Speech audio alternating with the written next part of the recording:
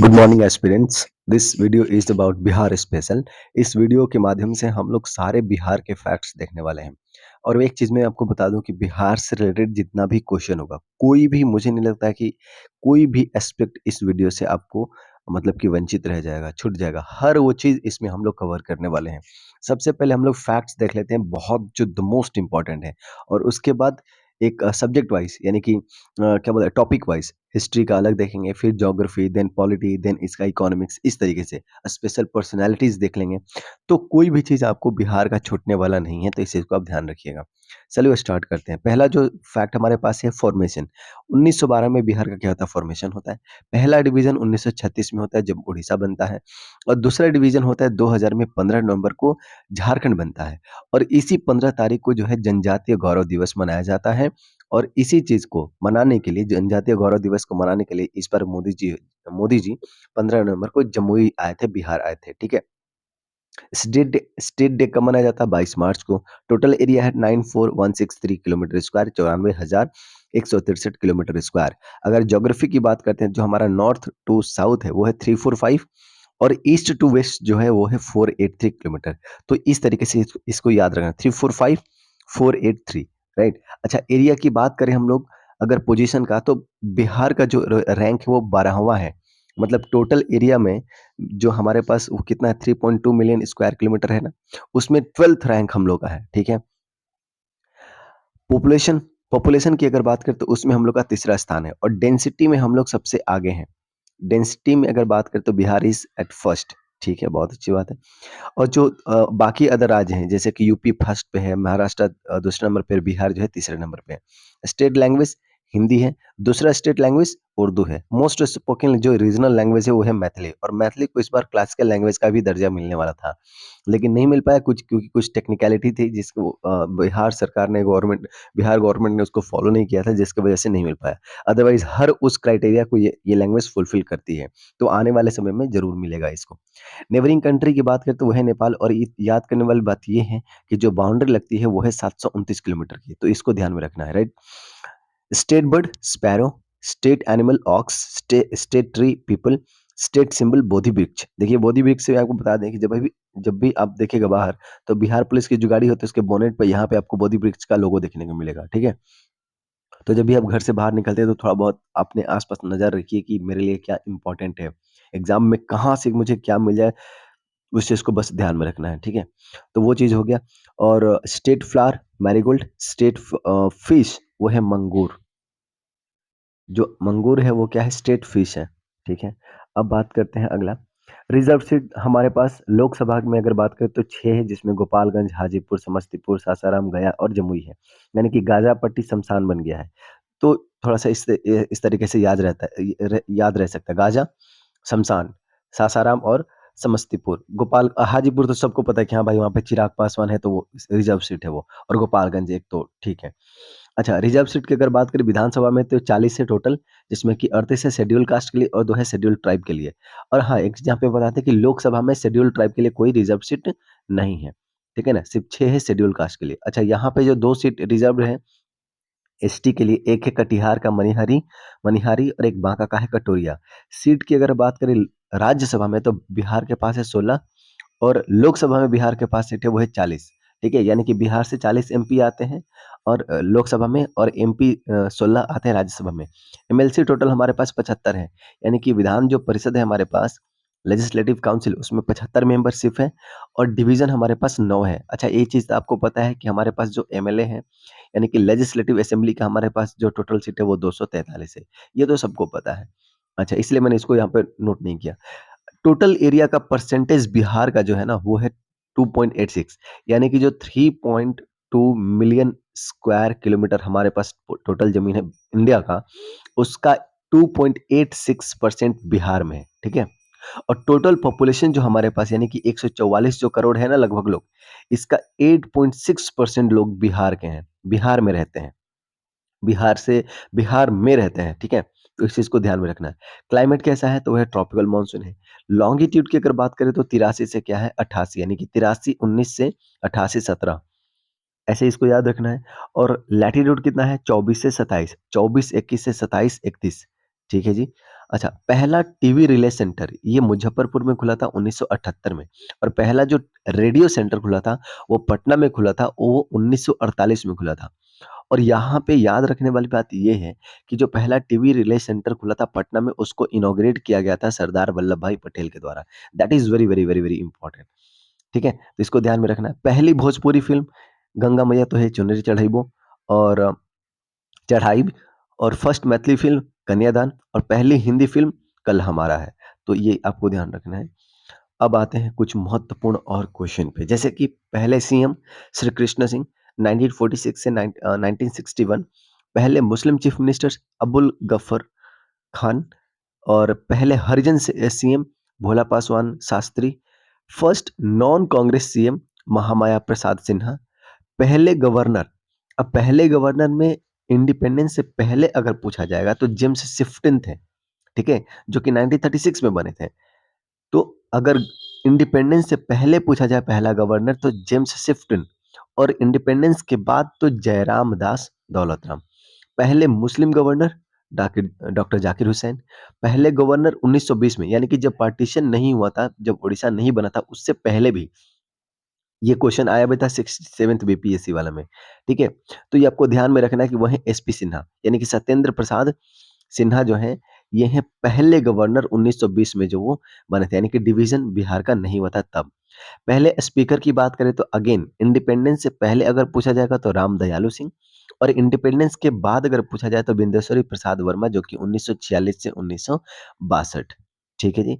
पहले education minister Ganesh Dutt, पहले poet Vidyapati, पहले ज्ञानपीठ विनर वो है रामधारी सिंह दिनकर, जिनको कि हम लोग कहते हैं राष्ट्र कवि दिनकर कहते हैं, जिनको कि राष्ट्र कवि का जो उनको ज्ञानपीठ अवार्ड मिला था, जो कि उर्वशी के लिए मिला था 1972 में। तो ये भी याद रखना है कि जो दिनकर हैं, राष्ट्रकवि दिनकर हैं, इनको ज्ञानपीठ का अवार्ड मिला था, ये मिला था उर्वशी के लिए, ठीक है? तो ये चीज़ आपको ध्यान में रखना है। अच्छा, अब आते हैं न्यूज़पेपर में। तो सबसे पहला जो हिंदी न्यूज़पेपर डेली जो रोज़ आता है वो सर्वहितैषी था और जो वीकली जो हिंदी हिंदी न्यूज़पेपर था पहला वो था बिहार बंधु। तो सर्वहितैषी और बिहार बंधु। अच्छा, इंग्लिश पेपर की अगर बात करें तो जो डेली था पहला वो था द सर्चलाइट और वीकली जो था वो था बिहार हेराल्ड। अभी जब कम्युनिकेशन आएगा तो उस टाइम मैं आपको पूरे इसके बारे में बताने वाले हैं कि उसमें कब ये आया था, कौन से साल में और कौन इसको लेकर के आया था। तो ये भी चीज़ें आपको बताएँगे। अभी जस्ट ये इम्पोर्टेंट फैक्ट्स देख रहे हैं हम लोग। पहला दूरदर्शन सेंटर ये तो हम लोग दोबारा देख रहे हैं, that is in the Muzaffarpur और ये 1978 में ये इसका ओपन हुआ था। पहले चीफ जस्टिस वो है एडवर्ड मैनियार्ड चैम्प, ध्यान में रखना है। एडवर्ड मैनियार्ड चैम्प कैमियर जो कि 1916 में बने थे और पहले इंडियन चीफ जस्टिस पूछा जाए पटना हाई कोर्ट की बात करें हम लोग, ठीक है? पटना हाई कोर्ट 1916 में बना था ना? फरवरी में। तो पहले जो अगर हम चीफ जस्टिस की बात करते हैं तो वो थे एडवर्ड मेनard चैम्प कैमियर और पहले भारतीय अगर चीफ जस्टिस पूछा जाता है तो वो हो जाएँगे लक्ष्मीकांत झा और पहली महिला चीफ जस्टिस अगर पूछेगा तो वो हो जाएगा रेखा दोषित। तो ये कुछ बहुत इंपॉर्टेंट फैक्ट्स हैं। पटना हाई कोर्ट अगेन फरवरी 1916 में इसका एस्टेब्लिशमेंट हुआ था। पहले पीएम मोहम्मद यूनिस, देखिए पहले जो आज सीएम है ना, सीएम का पोस्ट होता है ना, पहले पीएम का पोस्ट हुआ करता था।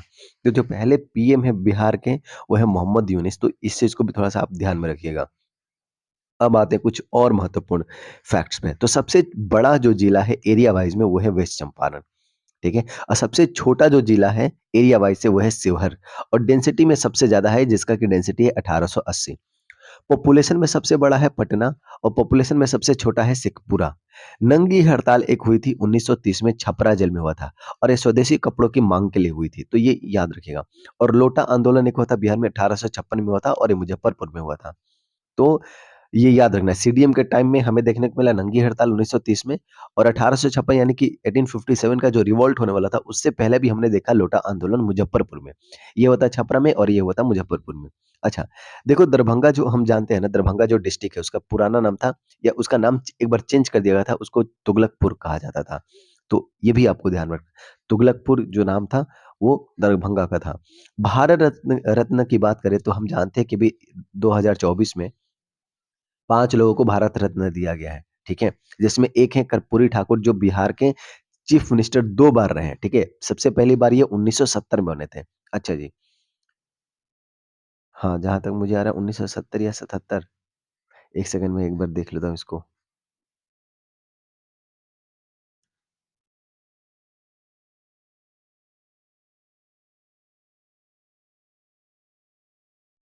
यस, तो सही बोला मैंने। तो कर्पूरी ठाकुर जी जो हैं, वो सबसे पहली बार बिहार के सीएम बने थे 1970 में और दूसरी बार बने थे 1977 में। तो ये चीज़ आपको ध्यान में रखना है। तो अब बिहार से जो टोटल पर्सनैलिटीज़ को मिला है जो भारत रत्न, वो है 7 जिसमें कि राजेंद्र प्रसाद जी को मिला था 1962 में, जाकिर हुसैन इनको मिला था 1963 में, अबुल कलाम आज़ाद 1992, जे.आर.डी. टाटा 1992 1992, जयप्रकाश नारायण 1999 और बिस्मिल्लाह खां इनको 2001 में मिला था और कर्पूरी ठाकुर को इस साल यानी कि 2024 में मिला। ठीक है? तो ये चीज़ अपने को याद रखना है। ठीक है जी। हाँ, एक चीज़ ठीक है, तो ये चीज़ आपको बताना था और हाँ, ये क्या ब Zakir Hussain first Muslim governor of Bihar. ठीक है भाई। अब आते हैं हम लोग कुछ और फैक्ट पे। उदयन उदयन ने क्या किया था पाटलिपुत्र का फाउंडेशन किया। यानी कि उन्होंने एस्टैब्लिश किया पाटलिपुत्र का जो आज पटना है। शिशुनाग ने क्या किया कि उन्होंने कैपिटल को शिफ्ट कर दिया और वैशाली कर दिया। पटना से वैशाली कर दिया यानी कि पाटलिपुत्र से वैशाली कर दिया कैपिटल को, ठीक है? मगध का। कालाशोका ने किया तो इन्होंने क्या किया परमानेंटली पाटलिपुत्र को कैपिटल कर दिया। तो इसको ध्यान में रखना है कि किसने वैशाली बना दिया कैपिटल और किसने पाटलिपुत्र बना दिया। तो शिशुनाग में देखो एस एच दो बार आ रहा है और वैशाली में भी एस एच है। तो इससे हम लोग थोड़ा सा रिलेट कर सकते हैं कि शिशुनाग और वैशाली क्योंकि कालाशोक में भी एस एच आ रहा है लेकिन एक ही बार आ रहा है। तो इसलिए वैशाली से रिलेटेड वो नहीं है और क्योंकि यहाँ पे 2 बार एसएच आ रहा है और वैशाली में एसएच है, तो शिशुनाग और वैशाली और बाकी दूसरा बच गया कालाशोक, तो कालाशोक और पाटलिपुत्रा और कालाशोका से अशोका भी आपको याद रहेगा, अशोका मतलब कि पाटलिपुत्रा, ठीक है। बाबू किनको कहा जाता है? तो कुँवर सिंह को कहा जाता है बाबू टाइटल, बाबू कुँवर सिंह। बिहार केसरी श्री कृष्ण सिंह, बिहार विभूति अनुग्रह नारायण सिन्हा, बाबा कहा जाता है नागार्जुन को, नागार्जुन बाबा। बाबूजी कहा जाता है जगजीवन राम को, बाबूजी जगजीवन राम, ठीक है? लोकनायक कहे जाते हैं जयप्रकाश नारायण, अजातशत्रु कहा जाता है राजेंद्र प्रसाद जी को, महाकवि कहे जाते हैं अ, विद्यापति या मैथिली कोकिल भी इनको कहा जाता है विद्यापति को, राइट? और बिहार कोकिला शारदा सिन्हा को कहा जाता है जो कि अभी इसी साल 2024 में इनका देहांत हो गया, ठीक है? तो ये कुछ टाइटल्स हैं, याद रखना बड़ा इंपॉर्टेंट है ये। एक बार फिर से रिपीट कर लेते हैं, बाबू कुँवर सिंह को, बिहार केसरी श्री कृष्ण सिंह और बिहार विभूति अनुग्रह नारायण सिन्हा। बिहार केसरी जो है वो है श्री कृष्ण सिंह है, ठीक है? कृष्ण और केसरी, कृष्ण केसरी, ठीक है? और बिहार विभूति वो है अनुग्रह नारायण सिन्हा। बाबा नागार्जुन, बाबूजी जगजीवन राम, लोकनायक जयप्रकाश नारायण, अजातशत्रु राजेंद्र प्रसाद, महाकवि विद्यापति, बिहार कोकिला शारदा सिन्हा, ठीक है भाई। बिहार की पहली कैबिनेट 1946 में बनी थी जिसमें कि 2 मेंबर थे, एक थे श्री कृष्ण सिन्हा और दूसरे थे अनुग्रह नारायण सिन्हा जी, ठीक है। अगर हम लेजिस्लेटिव असेंबली की बात करते हैं यानी कि विधानसभा की अगर बात करें, तो सबसे पहली बार जो इसका एक्जिस्टेंस देखने को मिला था वो मिला था 1937 में, वेरी इंपॉर्टेंट। अगर लेजिस्लेटिव काउंसिल की बात करते हैं, तो ये उससे पहले ही बना था, 1911 में बना था। जो पहली मीटिंग हुई थी वो हुई थी 20 जनवरी 1913 और ये पीवाईक्यू है। ये क्वेश्चन आ चुका है, ठीक है? 20 जनवरी 1913 को पहली मीटिंग हुई थी लेजिस्लेटिव काउंसिल की और जो पहला सेशन हुआ था वो 20 जनवरी 1920 को हुआ था। तो दोनों ही ध्यान में आपको रखने हैं। 1913 20 जनवरी को पहला मीटिंग हुआ था, लेकिन जो पहला सेशन शुरू हुआ था लेजिस्लेटिव काउंसिल का वो हुआ था 20 जनवरी 1920 को, ठीक है? बाद में 1936 में इसको अपर हाउस में कन्वर्ट कर दिया गया, ठीक है? जब 2 हाउस बन गया तो। फर्स्ट जनरल इलेक्शन बिहार में हमें 1952 में देखने को मिलता है। प्रेसिडेंट रूल 8 बार लगा है, सबसे पहली बार 1968 में और सबसे लास्ट बार यानी कि जो उसके बाद से जो यहाँ बिहार में प्रेसिडेंट रूल नहीं लगा है, वो है 2005। टोटल 9 डिवीज़न है। इसको याद रखने का तरीका ये है कि एक ट्रिक मैंने बनाया कि एमपी भागे डर से केटीएम पर, ठीक है? एमपी भागे डर से केटीएम पर। एमपी से ऑब्वियस सी बात है। मगध और पटना तो सबको याद रहेगा। ये सबको पता है कि हाँ भाई मगध और पटना 2 डिवीज़न हैं। भागे भागलपुर, डर दरभंगा, से सारण, अब केटीएम, केटीएम से के से ऑब्वियस सी बात है के से कोसी है, सबको पता है। टी से तिरहुत है, तिरहुत तिरहुत है। एम से एक है आपका मुंगेर, ठीक है? ये एम मुंगेर है और पर यानी कि पर से पूर्णिया। तो ये आपको याद रखने कि ये 9 हमारे डिवीजन है एमपी भागे डर से केटीएम पर। पहला इरिगेशन प्रोजेक्ट बिहार का वो है सोन प्रोजेक्ट। ये भी हमें ध्यान रखना है। अब आते हैं हम लोग हिस्ट्री पे बात करते हैं। अब सब्जेक्ट वाइज देखते हैं। अगर हम हिस्ट्री की बात करते हैं तो सत्यमेव जयते जो लिया गया है वो मुंडक उपनिषद से लिया गया है। चलिए एक तो एक बहुत इंपॉर्टेंट इन्फॉर्मेशन है, कई बार क्वेश्चन में पूछा जा चुका है ये। तो सत्यमेव जयते ये मुंडक उपनिषद से लिया गया है। अच्छा, अथर्ववेद में अंग और मगध का जिक्र किया गया है, दैट इज वेरी इंपॉर्टेंट। अगर आपसे क्वेश्चन पूछा जाए कि बताओ कि अंग और मगध किस वेद में उसका मेंशन है, तो वो है अथर्ववेद। ठीक है जी। यजुर्वेद में आपको विदेह का जिक्र देखने को मिलेगा। ठीक है, आज जो मॉडर्न तिरहुत है वहीं विदेह हुआ करता था। ठीक है, और इसकी कैपिटल थी मिथिला। तो ध्यान रखिए, मिथिला जो है, मिथिला के जनकपुर जी जो जनक जनक जो हैं, जनक जी जो थे माँ सीता के पिताजी, तो विदेह की वो राजधानी थी मिथिला, ठीक है? और जो विदेह थी वो आज का वो तिरहुत है, जो कि एक डिवीजन है, जो भी तुरंत हमने देखा। तिरहुत एक क्या है, डिवीजन है, और पूरा नाम इसका क्या है, विदेह है, और इसकी कैपिटल क्या है, मिथिला है। ठीक है? अच्छा जी, तो इसका जिक्र यजुर्वेद में देखने को मिलता है और अथर्ववेद में अंग और मगध जनपद जो थे उनका जिक्र देखने को मिलता है। गंगा रिवर को 2 बार मेंशन किया गया है ऋग्वेद में, और यमुना रिवर का जिक्र 3 बार किया गया है ऋग्वेद में। ये है क्रोनोलॉजिकल ऑर्डर कि कौन सा वेद सबसे पहले आया था। तो RSY है, यानी कि रसिया। रसिया नहीं लग रहा है क्या, रसिया। तो ऋग्वेद, सामवेद, यजुर्वेद और अथर्ववेद, रसिया। तो आप इसको इस तरीके से याद रख सकते हैं, ठीक है, रसिया। ठीक है, ऋग्वेद ये जो है इसमें कंप्लीट आपको बहुत सारे हाइम्स देखने को मिलेंगे, ठीक है, जिसको कि संहिता कहा जाता है। तो आपको ये चीज़ ध्यान में रखना है। अगर हम क्या बोलते हैं, सामवेद की बात करते हैं, तो इसमें आपको रिसाइटेशन देखने को मिलेगा, जिसमें कि म्यूज़िक के रूप में बना दिया गया है ना? सामवेद में म्यूज़िक के बारे में आपको देखने को मिलेगा इसमें। यजुर्वेद में आपको हाइम प्लस रिचुअल्स देखने को मिलेंगे, जो रिचुअल्स हैं हमारे समाज में, है ना? तो ये सारे रिचुअल्स आपको यजुर्वेद में देखने को मिलेंगे, और अथर्ववेद में चार्म्स एंड मैजिक की बात की जाती है। तो ये कुछ इंपॉर्टेंट फैक्ट्स हैं कि कौन से वेद में ये सारी इंफॉर्मेशन आपको मिलेगी, तो ध्यान में रखेंगे हम लोग। अब बात करते हैं हम लोग मुंडक उपनिषद, मैंने आपको बता दिया कि सत्यमेव जयते वहीं से लिया गया है, इस उपनिषद से। अब अंगुत्तर निकाय और महावत्सो, जो 16 जो महाजनपद थे, राइट, 16 जो महाजनपद थे उनका जिक्र, उनके बारे में डिस्कशन किया गया है अंगुत्तर निकाय और महावत्सो में। तो ये भी आपको ध्यान में रखना कि from which source we get information about 16 Mahajanapada, that would be Anguttara Nikaya और महावत्सो। अच्छा, अब यहाँ पे कुछ ट्रिक मैं आपको बताने वाला हूँ, बार बार जो लोग भूल जाते हैं, क्योंकि बिंबिसार बिंदुसार ये बड़ा कंफ्यूजिंग रहता है। हम बात आपको बता देते हैं यहाँ पे।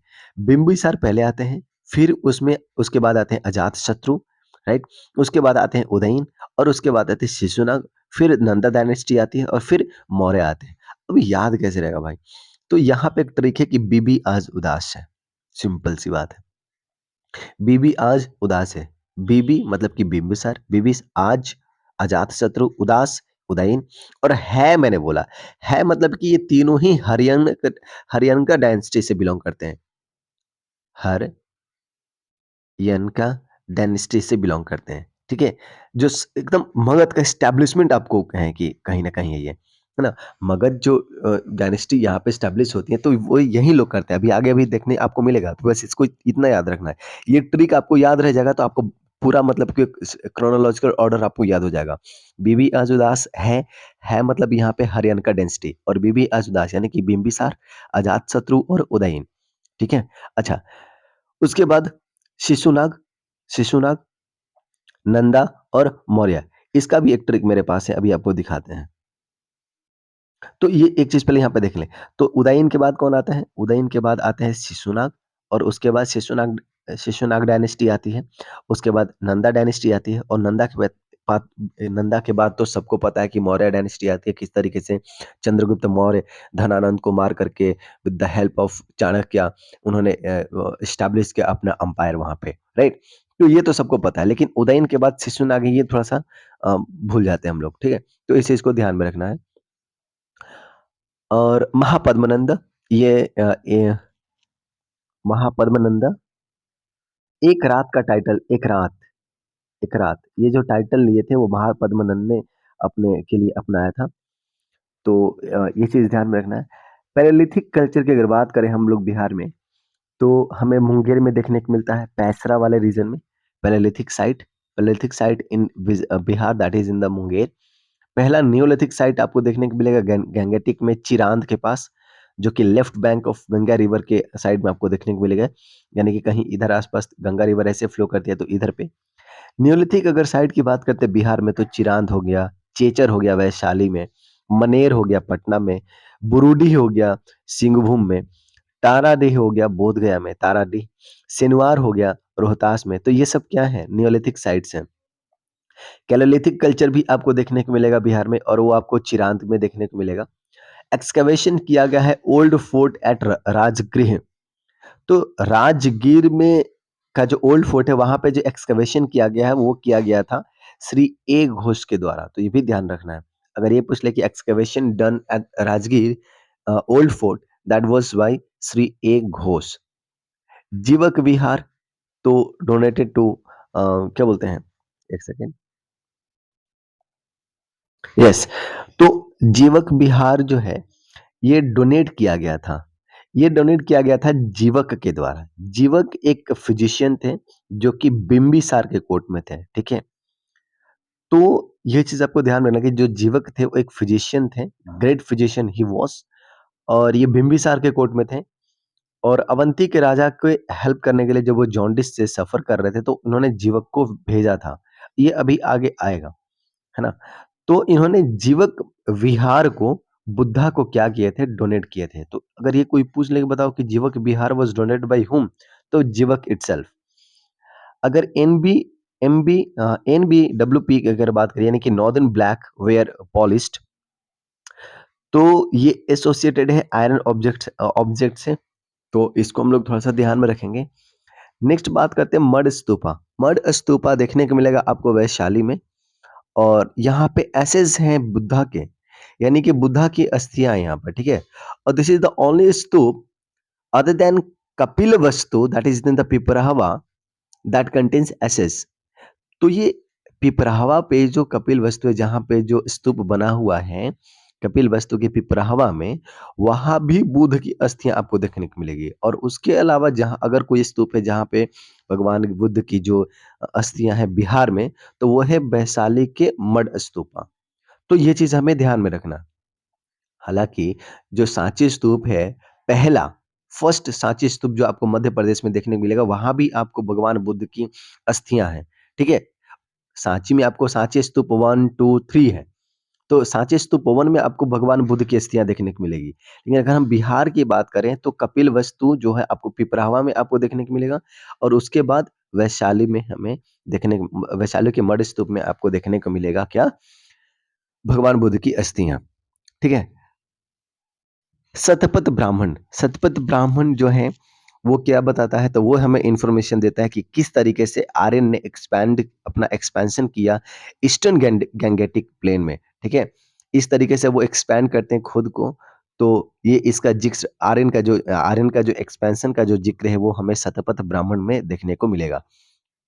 विदेह जो कि आज का तिरहुत है, मिथिला इसकी कैपिटल थी, और जनक जी इसके एक बहुत ही फेमस रूलर हुआ करते थे। ठीक है? और इनके कोर्ट में यज्ञवल्क्य एक हुआ करते थे, ठीक है? और वंगा जो कि बंगाल है, वंगा पहले बंगाल आज जो वेंगा के नाम से जाना जाता था, और आज जो मुंगेर है वहीं अंग हुआ करता था, अंग महाजनपद। अगर वजियन कॉन्फेडरेसी की बात करते हैं तो क्या बोलते हैं इसमें लिच्छवी का था ये, और चंपा जो कि कैपिटल था अंग का, ठीक है? तो ये चीज़ आपको ध्यान में रखना है। जो वजिन कन्फेडरेसी थी, जिसमें कि लिच्छवी थे, और चंपा की जो कैपिटल थी वो थी अंग। ये चीज़ आपको ध्यान में रखना है। चंपा जो महाजनपद था, उसकी कैपिटल अंग थी, ठीक है। Sorry, Champa Champa was capital of अंगा। अंगा जो महाजनपद था, उसकी कैपिटल थी चंपा, ये याद रखना है। अब बात करते हैं बुद्धिज़्म का, तो बुद्धिज़्म से सारे क्वेश्चन आपको यहाँ पे देखने को मिल जाएँगे। बुद्धिज़्म, गौतम बुद्धा, सिद्धार्था इनका बचपन का नाम था, गौतम या फिर सिद्धार्थ, है ना?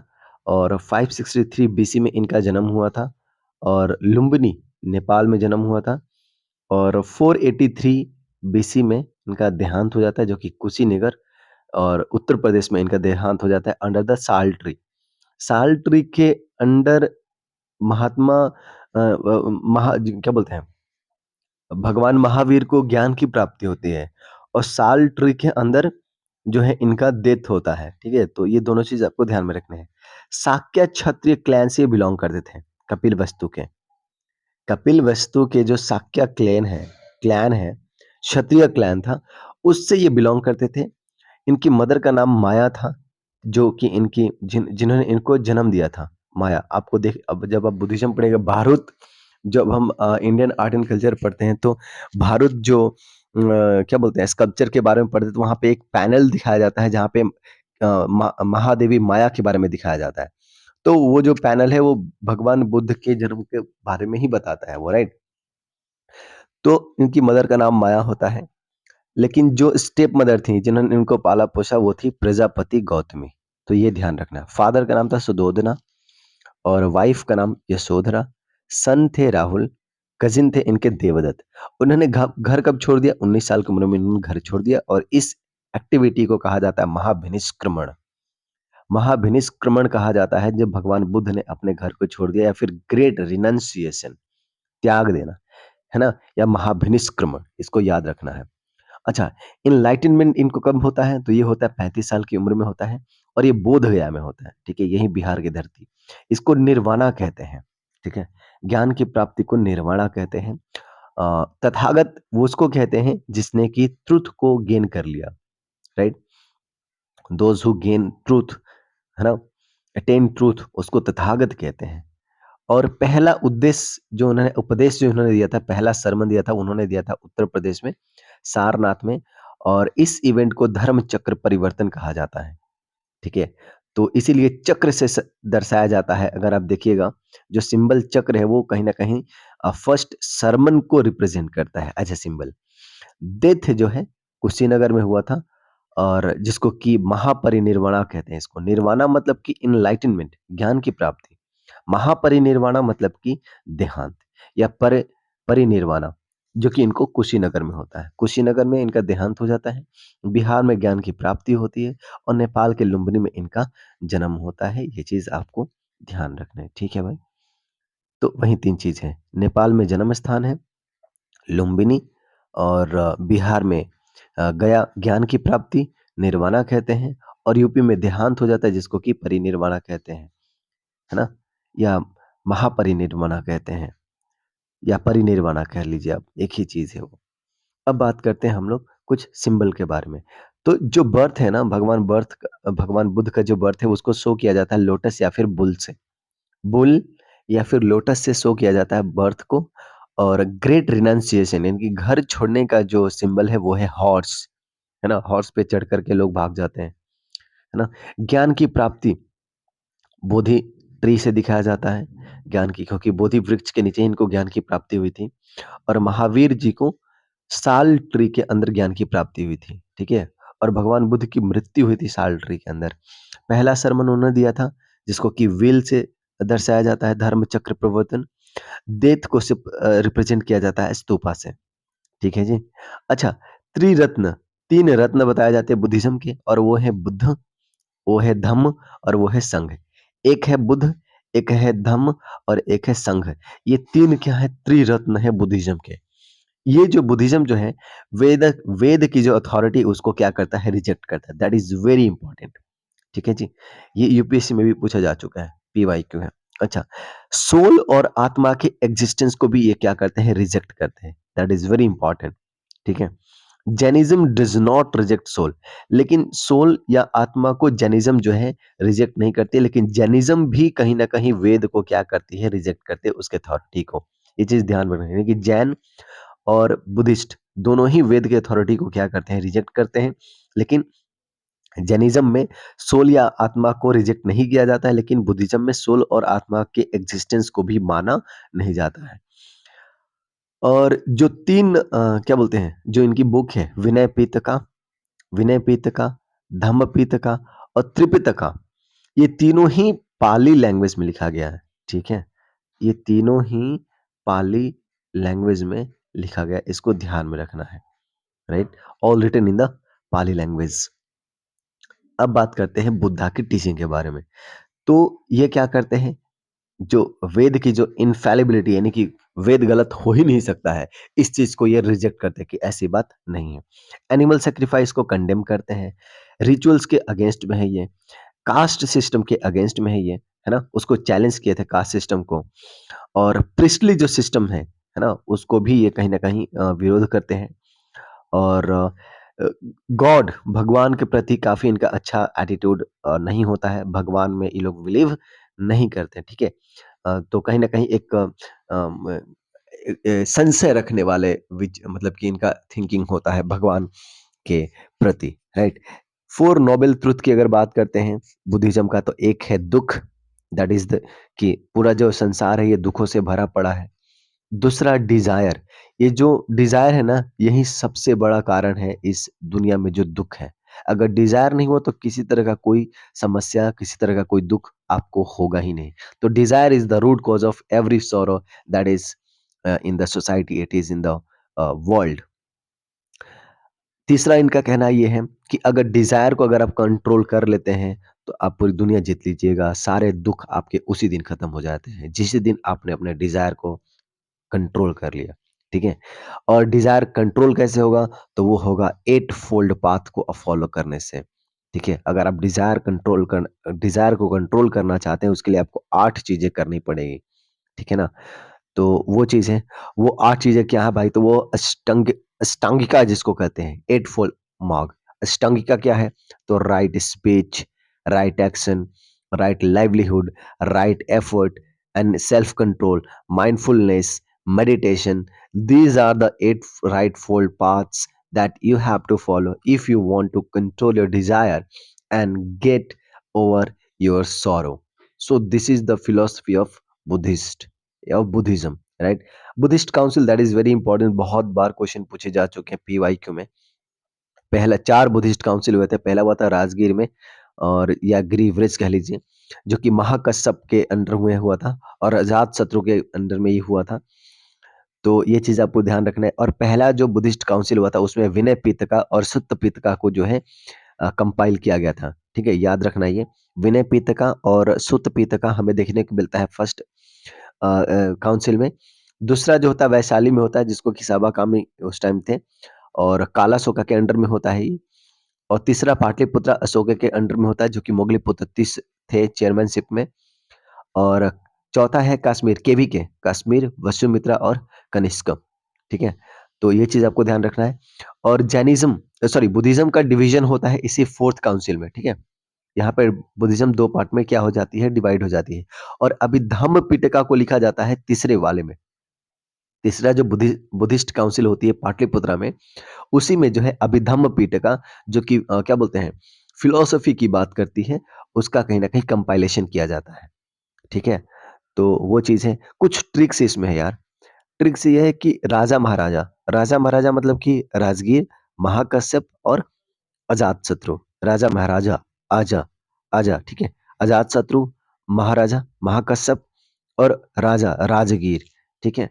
तो पहला वाला हो गया ये। और दूसरा वाला विशाखा है। विशाखा, वैशाली, सबाकामी और कालाशोक है। और तीसरा मोगलीपुत्र। एक चीज़ आपको एक और ट्रिक बता देते हैं, तीसरा वाले को याद रखने का। देखिए, आप एक मूवी देखिएगा अशोका, ठीक है? अशोका एक मूवी है, और उस मूवी में एक छोटा-सा बच्चा होता है, ठीक है? और वो छोटा बच्चा उस मूवी में पूरा मूवी ना वो बच्चा ऐसे ही नंगे-पुंगे घूमते रहता है। मतलब जैसे मोगली को आपने देखा है ना, मोगली को, तो मोगली कैसे वही रेड कलर की चड्डी पहन करके पूरा मूवी घूमता है, उसी तरह से वो बच्चा होता है ना?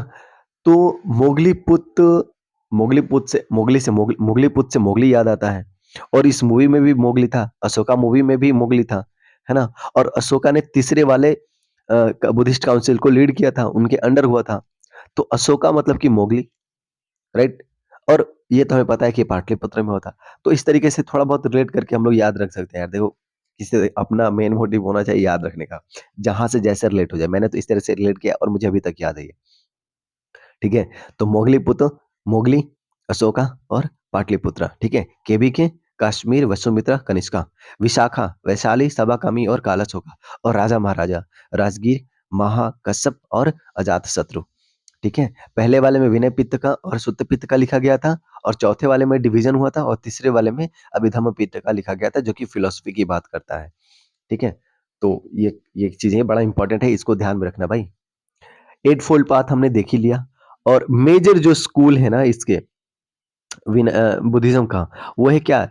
ये हीनयाना है, एक सेकेंड, हीनयाना है और महायाना है और क्या बोलते हैं, थेरवादा है, और वज्रयाना है। ये 4 मेन स्कूल्स हैं बुद्धिज्म के। हीनयाना, महायाना, थेरवादा और वज्रयाना, ठीक है? दीपांकर बुद्धा कहा जाता है प्रीवियस बुद्धा, यानी कि जो भगवान बुद्ध है ना, उनसे पहले भी एक बुद्ध थे और वो थे दीपांकर बुद्धा। तो ये चीज़ याद रखना है और जो मैत्रेय है वो फ्यूचर बुद्धा है, यानी कि जो फ्यूचर में जो बुद्धा आने वाले हैं ना, अवतरित होंगे, उनको उनका नाम है मैत्रेय। और जो बुद्धा गौतम जो थे, जिन्होंने जो बुद्ध बने, सिद्धार्था जो बुद्ध बने, उनसे पहले भी एक बुद्ध थे जिनका नाम था दीपांकर बुद्धा। तो ये याद रखना अपने आप को, ठीक है? और अब बात करते हैं हीनयाना का, हीनयाना और महायाना। हीनयाना मतलब कि लेसर व्हीकल, ठीक है? ये ऑर्थोडॉक्स इनका सोच था, ठीक है? ये ऑर्थोडॉक्स ग्रुप है, एक डिवीजन है बुद्धिज्म का, ठीक है? जिसमें कि आइडल वर्शिप को ये लोग नहीं मानते हैं। इंडिविजुअल सैल्वेशन की बात करते हैं, यानी कि आपको क्या करना है, सिर्फ अपना सैल्वेशन करना है, सिर्फ इंडिविजुअल की सैल्वेशन करना है। आपको पूरे समाज के बारे के सैल्वेशन के बारे में नहीं सोचना है। आपको महापरिनिर्वाणा करना है और खुद के सैल्वेशन की बात करते हैं ये। हीनयान, क्योंकि this is the orthodox group, right? Nirvana की बात करते हैं, निर्वाणा ही अल्टीमेट आपका होना चाहिए, राइट? परिनिर्वाणा या निर्वाणा जो है ही आपका अल्टीमेट आपका एम होना चाहिए, ठीक है? पाली लैंग्वेज को ये लोग यूज करते हैं। ये लोग पाली लैंग्वेज जो है उसका इस्तेमाल करते हैं और अशोक जो है इसके पैटर्न थे, ठीक है ना? हीनयाना के पैटर्न आपको अशोका द ग्रेट आपको देखने को मिलेंगे। और अगर बात करें महायाना का, तो ये ग्रेटर व्हीकल जिसको कहते हैं, इसका मीनिंग हुआ मतलब कि, और ये लिबरल ये ग्रुप हुआ करता है इसका बुद्धिज्म का। और यहाँ पे स्पिरिचुअल अपलिफ्टमेंट की बात की जाती है, ये इसका अल्टीमेट गोल है। यानी कि महायाना का अल्टीमेट गोल गोल क्या है कि स्पिरिचुअल अपलिफ्टमेंट। लेकिन यहाँ पे मेन एम क्या है, निर्वाणा, ठीक है ना? यानी कि ज्ञान की प्राप्ति, राइट? अच्छा, और आइडल वर्शिप को ये लोग मानते हैं। ये लोग बोलते हैं कि ठीक है, आइडल वर्शिप होनी चाहिए। बोधिसत्व में ये बिलीव करते हैं। संस्कृत लैंग्वेज ये यूज़ करते हैं, ये बड़ा इंपॉर्टेंट है। हीनयाना पाली लैंग्वेज को यूज़ करता है और महायाना संस्कृत लैंग्वेज को यूज़ यूज़ करता है, ठीक है? लोटस सूत्रा और महावमसा टेक्स्ट जो है इनका कहीं न कहीं देखने को मिलेगा। इसको ज़ूम कर लेते हैं थोड़ा-सा। हाँ, तो आइडल वर्शिप होता है, बोधिसत्व में बिलीव करते हैं, संस्कृत यहाँ पे यूज़ किया जाता है। लोटस सूत्रा, महावमसा, ये एक टेक्स्ट है इनका। तो अगर मान लो क्वेश्चन आएगा कि लोटस सूत्रा या महावमसा किसका है, तो महायाना से रिलेटेड है ये। और कनिष्क इसके फाउंडर हैं। महायाना के फाउंडर जो हैं वो कौन है? Kanishka, that is very important. Kanishka founder है महायाना के और हीनयाना के जो पैटर्न है वो है अशोका। अब बात करते हैं हम लोग कुछ और चीज़ों के बारे में। बोधिसत्व की अगर बात करें, तो जैसे हमने देखा कि महायाना जो है वो बिलीव करता है बोधिसत्व में, यानी कि बोधिसत्व वो जो इस संसार से जुड़ा रहता है बाकी सबके लिबरेशन के लिए, यानी कि संसार में हर किसी को लिबरेशन मिले, उसको भी मुक्ति मिले, उसके लिए उस वो इस संसार में बना रहता है। वो सिर्फ़ अपने सैल्वेशन की बात नहीं करता है, ठीक है? और जो थेरवदा है ना, थेरवदा, वो सक्सेसर है हीनयाना का, और जो वज्रयाना है वो सक्सेसर है किसका? महायाना का है। तो ये ध्यान में रखना है। हीनयाना का सक्सेसर है हीनयाना का सक्सेसर है थेरवदा, और महायाना का सक्सेसर है कौन-सा? वज्रयाना, जहाँ पे तांत्रिक बुद्धिज़्म की बात किया जाता है, जिसके कि जो मेन डिटी वो है तारा है। वज्रयाना के जो फ़िलॉसफ़ी है वो कहीं न कहीं वो लोग बिलीव करते हैं तांत्रिक बुद्धिज़्म में, और तारा एक फीमेल डिटी मानी जाती हैं, वो जो है मेन डिटी मानी जाती हैं इस ग्रुप ऑफ बुद्धिज़्म का। और थेरवादा जो है हिनयाना का है, और ये भी पाली लैंग्वेज यूज़ करते हैं, और क्लेश की अल्टीमेट गोल इनका क्या है कि मुक्ति, है ना? विशुद्धि मार्ग बाय द बुद्धघोष। ये एक चीज़ है इसके बारे में, राइट? अब एक बड़ा इम्पोर्टेंट चीज़ और जानना है आपको, और वो ये है कि जब बुद्धा थे ना, यानी कि बुद्धा के जन्म काल के उनके समय काल में 4 आपको किंगडम देखने को मिलते हैं। दैट इज़ वेरी इंपोर्टेंट, और वो है अवंती, कोसला, मगध और वत्सा। तो ये 4 महाजनपद जो थे, वो बुद्धा के टाइम काल में थे, अवंती, कोसला, मगध और वत्सा। और बुद्धा ने विज़िट किया था सिर्फ़ 2 में, एक है मगध और कोसला में, यानी कि अवंती और वत्स वो विज़िट नहीं किए थे। ठीक है? इस चारों में सिर्फ़ मगध और कोसला ही वो विज़िट किए थे, अवंती और वत्स वो विज़िट नहीं किए थे। अब बात करते हैं हम लोग जैनिज़्म का। तो जैनिज़्म की अगर बात करते हैं तो इसमें टोटल 24 तीर्थंकर आपको देखने को मिलेंगे, और और 1 सेकंड, और आपको सारे ही जो है क्षत्रिय क्षत्रिय से ये कास्ट से बिलॉन्ग करते हैं। और 23rd जो महावीर हैं, आई मीन जो तीर्थंकर हैं, वो पार्श्वनाथ हैं। जो चौथे जो तीर्थंकर हैं, वो महावीर जी हैं। Mahavir, Lord Mahavir is the 24th तीर्थंकर। जो तीसरे जो जो तीर्थंकर है, वो पार्श्वनाथ हैं, पार्श्वनाथ, ठीक है? जो कि आसन सेना ऑफ बनारस के बेटे थे ये। आसन सेना आसन सेना ऑफ बनारस के जो बेटे थे, वो पार्श्वनाथ थे, जो कि 23rd तीर्थंकर तीर्थंकर हैं। जैनिज़्म में टोटल 24 तीर्थंकर हैं ना, तो ये हो गया, है ना?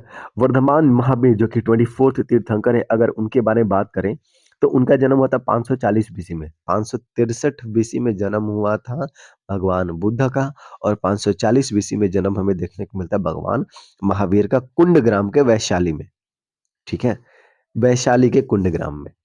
सिद्धार्थ इनका फादर का नाम था, और सिद्धार्थ बचपन का नाम था बुद्ध भगवान का, ठीक है? क्षत्रिय क्लैन से बिलॉन्ग करते थे, जंत्रिका क्लैन से, और त्रिशला इनकी मदर थी।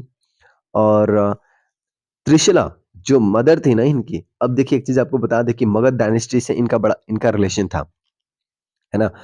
तो सिस्टर ऑफ चेतका, जो लिच्छवी प्रिंस थे चेतक, उनकी बहन जो थी, वो इनकी माँ थी। जो चेतक जो थे लिच्छवी प्रिंस थे, उनकी बहन जो थी त्रिशला, वो थी मदर थी वर्धमान महावीर की। और चेतक की जो डॉटर थी ना, उनकी बेटी, वो उनकी शादी हुई थी बिंबिसार से। तो इस तरीके से बिंबिसार और महावीर के बीच में एक कहीं न कहीं एक रिलेशन देखने को मिलता है।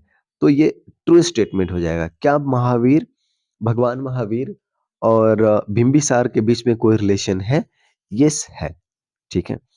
यशोदा इनकी वाइफ थी, और अन्नोजा इनकी डॉटर थी, और ये जो है हरियनक डायनेस्टी से जो बिंबिसार जो थे हरियनका डायनेस्टी के, उनसे वो एसोसिएटेड है। वही जो मैंने आपको यहाँ पे बताया, क्या कोई रिलेशन है?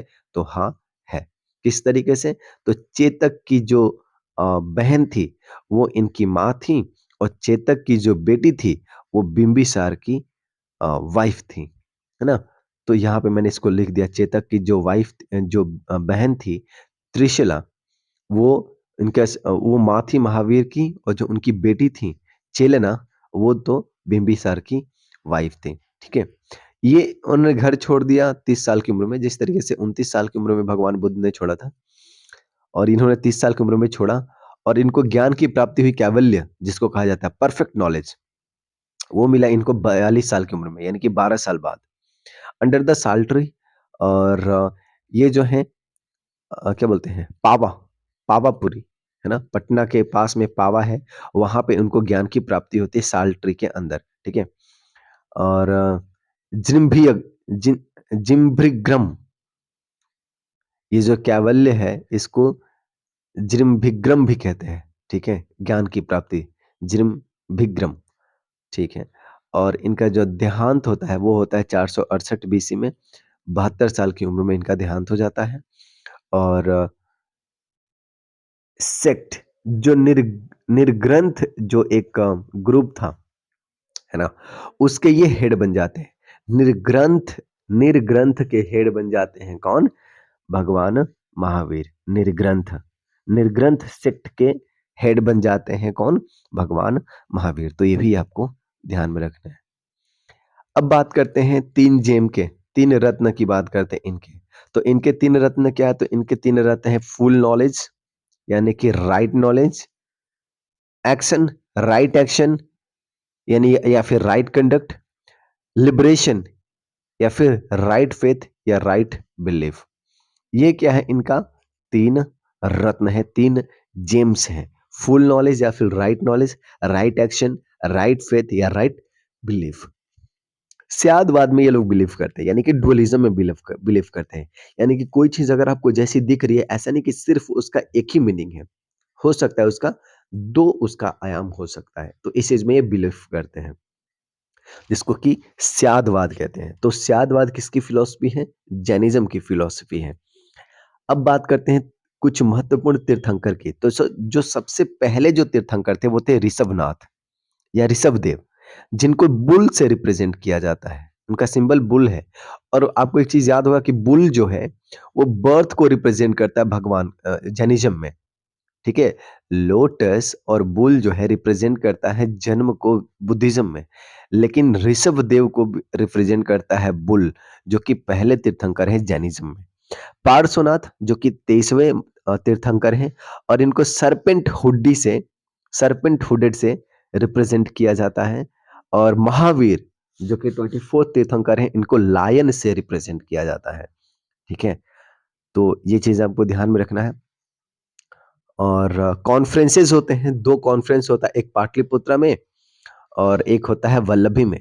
पाटलिपुत्रा में होता है स्थूलभद्र के अंदर, और स्थूलभद्र और वैशाल वल्लभी में होता है जो कि देवारिधि गामिनी, एक सेकेंड, देवारी धिगामिनी, देवारी धिगामिनी के अंदर में क्या होता है? वल्लभी में इसका कॉन्फ्रेंस होता है। पाटलिपुत्रा और वल्लभी में क्या होता है? कॉन्फ्रेंस होता है।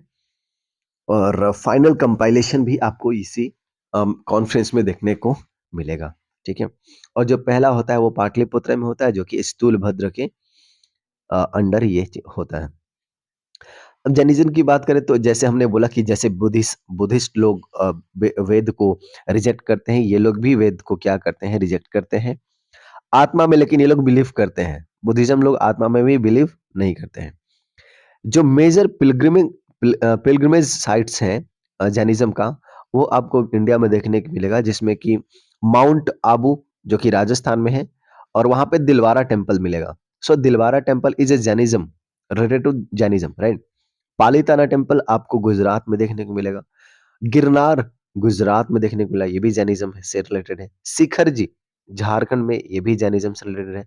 और श्रवण बेलगोला जो कि कर्नाटका में है, जहां पे आपको सबसे दुनिया की ऊंची मोनोलिथिक स्टैचू आपको देखने को मिलेगी, ठीक है? जो कि 51 मीटर, अभी आगे वो बताएंगे आपको। तो वो चीज है। तो ये कुछ इंपॉर्टेंट नाम याद रखेगा: श्रवण बेलगोला, शिखर जी झारखंड में, गिरनार गुजरात में, पालीताना टेम्पल गुजरात में, माउंट एबू राजस्थान में, जहाँ पे दिलवारा टेम्पल है। तो Dilwara temple in the Rajasthan on mount Abu, और शिखर जी झारखंड में, शिखर जी झारखंड में, ठीक है? अनेकांतवाद की लोग बात करते हैं, यानी कि वही बात है कि कोई एक चीज जो दिख रही है वो सिर्फ ऐसा ही नहीं होता है ना? Ultimate truth and reality is complex and multiple aspect. कोई अगर चीज आपको सामने दिख रही है तो उसका बहुत सारा मीनिंग हो सकता है, सिर्फ एक उसका मीनिंग नहीं हो सकता है। ये होता है अनेकांतवाद। अनेकांतवाद जो है इन्हीं की जैनिज़्म की फ़िलॉसफ़ी है। 5 कांस्टेंट की ये लोग बात करते हैं, है ना? जो चीज़ आपको अपने लाइफ़ में करना चाहिए। जैसे कि अहिंसा, आपको हिंसा नहीं करना है, हमेशा सत्य बोलना है। अस्तेय यानी कि चुराना, कुछ चीज़ कोई चीज़ चुराना नहीं होता, जो चीज़ आपका नहीं है उसको आपको नहीं लेना है, अस्तेय जिसको बोलते हैं, नॉट स्टीलिंग। अपारिग्रह यानी कि नॉन एक्विजिशन, कोई चीज़ आपको एक्विजिशन नहीं करना है, ऐसा नहीं कि सब कुछ इकट्ठा करके रख लिया। और ब्रह्मचर्य, हालाँकि तो हालाँकि 4 ही कांस्टेंट की बात किया गया था जब तक महावीर जी का जो तीर्थंकर नहीं बने थे, लेकिन जब महावीर जी तीर्थंकर बनते हैं तो उन्होंने एक और कांस्टेंट को ऐड कर दिया था और वो है ब्रह्मचर्य, ठीक है? तो इस चीज़ को ध्यान में रखना कि ब्रह्मचर्य किनके द्वारा ऐड किया गया था, तो वो है महावीर, ठीक है? तो अहिंसा, सत्य, अस्तेय, नॉट स्टीलिंग, अपारिग्रह और brahmacharya. These are the 5 constants these are followed by the Jains. Jainism का भी 2 पार्ट है, एक है दिगंबर और एक है श्वेतांबर। तो ये चीज़ आपको ध्यान में रखना है, दिगंबर और श्वेतांबर। श्वेतांबर जो कि कपड़े पहनते हैं और जो दिगंबर हैं वो कपड़े पहनते नहीं हैं, ठीक है? No clothes. Digambar no clothes, कपड़े नहीं पहनते हैं और इनके जो लीडर थे वो भद्रबाहु थे, ठीक है? और ये लोग कर्नाटका चले गए थे। जब कुछ इस आपदा आई थी, तो ये लोग जो है कर्नाटका चले गए थे और इनका कहना ये है कि वुमेन कैन नॉट बी तीर्थंकर, महिलाएँ तीर्थंकर नहीं बन सकती हैं। ये दिगंबर का कहना है और जो फीमेल मॉन्क होंगी वो बिना स्टिच किया हुआ थोड़ा-सा कपड़ा पहन सकती है, ठीक है? जिसको कि क्या कहते हैं? अरइका कहते हैं। क्या कहते हैं उसको? जो अनस्टिच्ड साड़ी होती है, जो कि महिलाओं के लिए अलाउ होता है, उसको अरीका कहते हैं, है ना? और इनका कहना है कि महिलाएँ जो हैं, मॉन्क हो सकती हैं, लेकिन वो तीर्थंकर नहीं बन सकती, ठीक है? और मूला संघ की बात की जाती है, बीसपंथी की बात की जाती है, तेरापंथी की बात की जाती है, यानी कि मूला संघ, बीसपंथी, तेरापंथी, तरुपतगा तारूपंथी, ये तरणपंथी, ये सब दिगंबर्स के पार्ट हैं, है ना? श्वेतांबर की बात करें तो इसका लीडर है स्थूलभद्र, जो कि मगध में ही रुक गए थे, ये कर्नाटका नहीं गए थे। और यहाँ पे आपको पार्श्वनाथ की टीचिंग आपको देखने को मिलेगी और ओनली 4 कांस्टेंट की बात करते हैं, यानी कि ये जो है ब्रह्मचर्य की बात नहीं करते हैं, श्वेतांबर लोग, ठीक है? और ये मगध में ही रुक गए थे, ये कर्नाटक नहीं गए थे। कर्नाटक गए थे, दिगंबर लोग गए थे जो कि जिनको कि भद्रबाहु जी लेकर के गए थे, है ना? और सिंपल क्लॉथ की बात करते हैं कि सिंपल क्लॉथ आप पहन सकते हैं, मतलब कि आपको नेकेड नहीं रहना, ठीक है? और महिलाएँ भी तीर्थंकर बन सकती हैं, इनका कहना ये है। तो थोड़ा-सा ये लिबरल है और ये थोड़ा-सा ऑर्थोडॉक्स है ना? और स्थानकवासी, ये याद रखना बड़ा ज़रूरी है।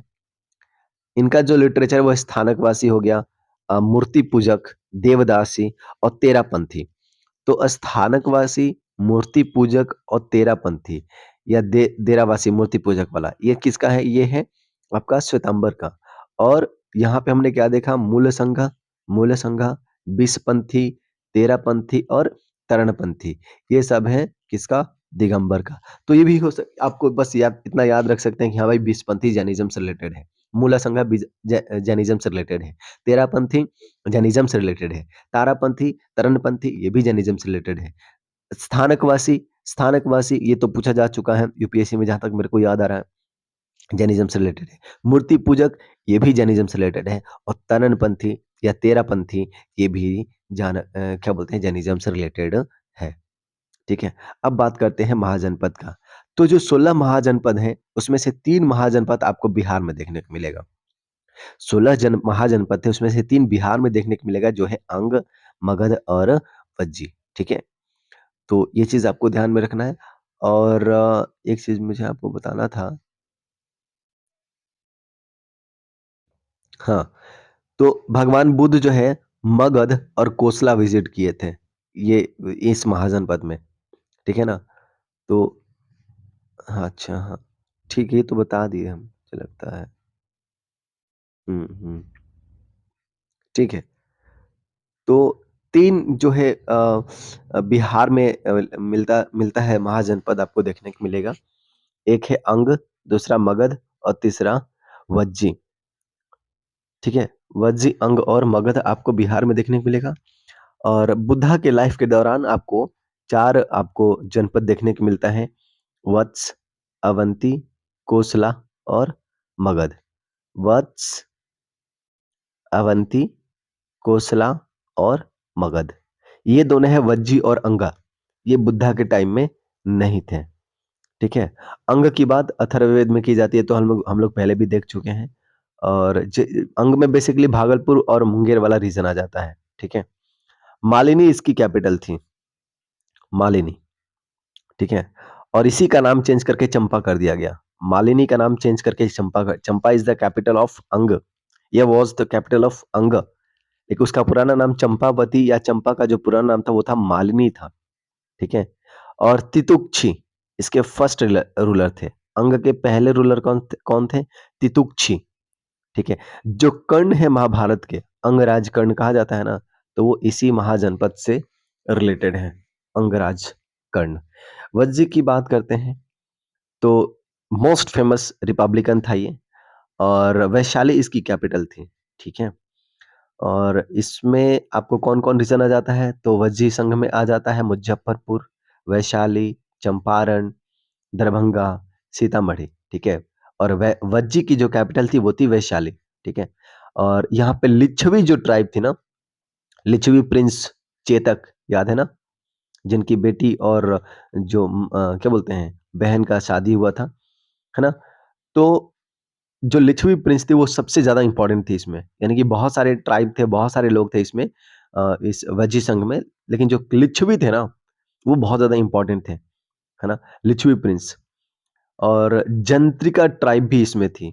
तो Licchavi tribe, Jnatrika tribe, these all are part of Vajji Sangha, whose capital is Vaishali. ठीक है? तो क्या बोलते हैं, ये जो सिद्धार्थ थे ना, जो फादर थे महावीर के, भगवान महावीर के जो फादर थे सिद्धार्थ, वो जंत्रिका क्लैन से ही बिलॉन्ग करते थे ना। और ये वो कहाँ की, वो ये अगेन वैशाली, वैशाली के कुंडग्राम में ही जन्म हुआ था ना भाई महावीर जी का। तो ये सब किसका पार्ट है? वजी संघ का है, जंत्रिका ट्राइब। मगध जो कि सबसे महत्वपूर्ण था, है ना? तो इसको तो डिटेल्स में देखेंगे हम लोग। तो तीन जो है क्या बोलते हैं, महाजनपद जो कि बिहार में हमें देखने को मिलता है, अंग, वज्जी और मगध। अंग की राजधानी चंपा, वज्जी की राजधानी वैशाली, और मगध की तो आपको पता है कि राजगृह थी। बाद में पाटलिपुत्रा को कर दिया जाता है कालाशोक के द्वारा। ठीक है? तो वो चीज है। अब बात करते हैं हम लोग मगध की। तो मगध की अगर हम ज्योग्राफी की बात करते हैं, ऊपर में गंगा रिवर आपको देखने को मिलेगी, लेफ्ट में आपको सोन रिवर और राइट में पुनपुन रिवर हमें देखने को मिलेगी। ठीक है? जरासंध इसके फाउंडर हैं, जरासंध और बृहद्रथ। और जिसको कि जरासंध ये वही है जिनको कि भीम ने, महाभारत के जो भीम, उन्होंने इनको मार दिया था। तो जरासंध और बृहद्रथ ने इनका फाउंडेशन किया था इस मगध डायनेस्टी का। ठीक है? और जिसको कि बृहद्रथ डायनेस्टी भी कहते हैं। और उसके बाद जो डायनेस्टी आती है मगध में, वो आती है Haryanka dynasty. And Haryanka dynasty जो होती है ना, वही एक्चुअल में रियल फाउंडर मानी जाती है मगध अंपायर का।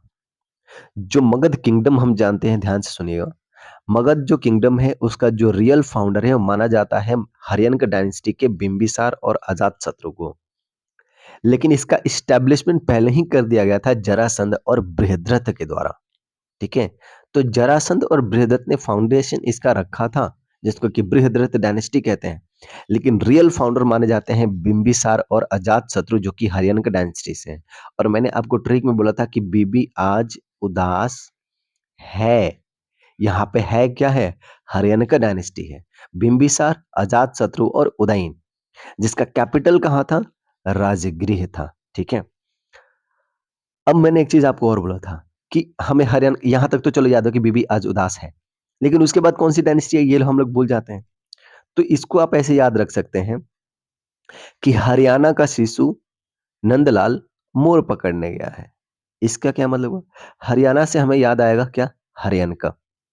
हरियाणा से हरियनका, शिशु से शिशुनाग, नंदलाल से नंदा, और मोर पकड़ने गया है, मोर से मौर्य। तो हरियाणा का शिशु नंदा मोर पकड़ने गया। आपको पता है कि हरियाणा और राजस्थान में मोर बहुत मिलते हैं, है ना? तो ये एनवायरनमेंट का भी पार्ट आपका हो गया। तो इस तरीके से हम लोग रिलेट कर सकते हैं कि हरियाणा का शिशु नंदलाल मोर पकड़ने गया, यानी कि हरियाणा से हर्यंक, और हर्यंक में कौन-कौन आता है? तो बीबी अजूदास है। हरियाणा, हर्यंक में कौन आता है? बीबी अजूदास है, और हरियाणा का शिशु नंदलाल मोर पकड़ने गया है। यानी कि हर्यंक, शिशुनाग, नंद डायनेस्टी, और नंद डायनेस्टी के बाद तो सबको पता है कि मौर्य डायनेस्टी आती है। चलो ठीक है, याद कर लेते हैं, नंदलाल मोर पकड़ने गया था। ठीक है?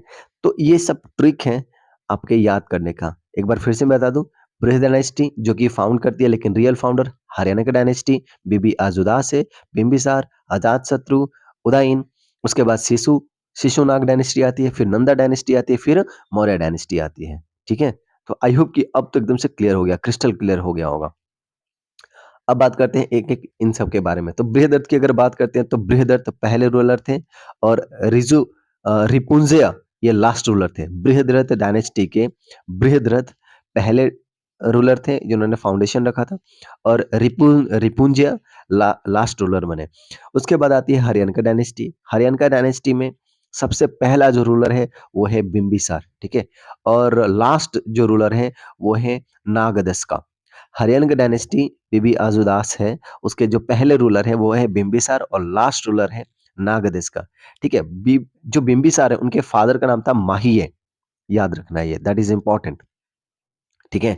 और जो बिंबिसार का जो रूल हमें देखने को मिलता है वो मिलता है 544 बीसी से 493 बीसी के बीच में। ठीक है? तो ये चीज आपको ध्यान में रखना है, यानी कि इनके बाद, यानी कि बिंबिसार के टाइम में हमें देखने को मिलता है कि बुद्धिज्म का जन्म अभी नहीं हुआ है। हमें 463 में जन्म देखने को मिलता है, ठीक है? और इनका 493 बीसी में ही क्या होता है? देहांत हो जाता है। तो अजात शत्रु के टाइम में आपको देखने के मिलेगा, आपको क्या? बुद्धिज्म का। हाँ, तो वो चीज़ होगा। माही इनके फादर हो गए, और हरियनका के ये फाउंडर, हरियनका डायनेस्टी के फाउंडर हैं ये बिंबिसार। और मैट्रिमोनियल अलायंसेस हुआ होता है कोसला और लिच्छवी के बीच में, है ना? हमने देखा कि बिंबिसार का शादी हुआ था चेतक की बहन से, बेटी से, है ना? तो वो चीज़ है। और इन्होंने, मैंने बोला ना कि जीवक, जीवक जो इनका फिजिशियन था, जिन्होंने अपना एक विहार डोनेट किया था बुद्धिज्म को। तो बिंबिसार का एक फिजिशियन था जिसका नाम था जीवक। इसको इन्होंने सेंड किया था अवंती के रूलर प्रद्योता को, जब वो जॉन्डिस से सफ़र कर रहा था तो। तो अवंती का रूलर प्रद्योता जब जॉन्डिस से सफ़र कर रहा था, तब जो है बिंबिसार ने अपने फिजिशियन को भेजा था, ठीक है? और इनके बेटे ने ही इनको मार दिया, तो बिंबिसार को मार दिया गया अजातशत्रु के द्वारा, और अजातशत्रु जो है फिर पावर गेन करता है 493 में, और 462 तक। और 463 में जो है हमें देखने को मिलता है क्या? भगवान बुद्ध का जन्म, ठीक है? तो क्या बोलते हैं, पॉलिसी ऑफ कंक्वेस्ट ये अपनाते हैं, बहुत मार-धाड़ करते हैं ये भाई अजातशत्रु, है ना? यहाँ तक उन्होंने वैशाली को भी नहीं छोड़ा, लिच्छवी को भी उन्होंने नहीं छोड़ा, जो कि इनका मामा गाँव था, है ना? तो वो चीज़ है। और क्या बोलते हैं, war against Prasenjit of the Kosala. Kosala जो जो राज्य था, उसके जो रूलर थे प्रसेनजीत, उनके मैटरनल अंकल हुआ करते थे। तो उनको भी इन्होंने नहीं छोड़ा, उनको भी मारा-पीटा। और लिच्छवी जो थे वैशाली के Lichchhavi, important tribes of Vaishali, Vaishali जो कि कैपिटल थी वज्जी संघ की, है ना? तो उनको भी इन्होंने क्या किया? डिफीट किया। और इनिशियली तो ये जैन थे, लेकिन बाद में ये बुद्धिज्म में कन्वर्ट हो जाते हैं अजातशत्रु, ठीक है? That is very important. Initially ये जैन थे, लेकिन बाद में वो बुद्धिस्ट को अपना लेते हैं। और कन्फेस्ड किलिंग हिज फादर, ये अपने फादर को मारते हैं, इस चीज़ का उन्होंने कन्फेस किया था कि हाँ, मैंने अपने फादर को मारा है। और ये तब उन्होंने किया था जब ये भगवान बुद्ध को अपना इंटरव्यू दे रहे थे, उनसे बातचीत कर रहे थे। तो ये भी माना जाता है कि हाँ भाई, भगवान बुद्ध और अजातशत्रु के बीच में एक कन्वर्सेशन हमें देखने को मिलता है।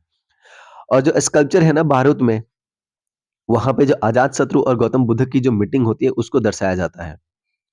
तो भारत का जो स्कल्पचर्स है, वहाँ पे जैसे हमने बोला कि माया, महारानी माया, जो जहाँ पे कि वोम्ब दिखाया जाता है ना, भगवान बुद्ध के जन्म के बारे में दिखाया जाता है उस पैनल पे। जहाँ पे एक एलिफेंट उनके वोम्ब की तरफ आ रहा है। तो वहाँ पे भारत में और भी स्कल्पचर्स बने थे। उसमें से एक स्कल्पचर है जो कि भगवान बुद्ध और अजातशत्रु के मीटिंग को बताता है।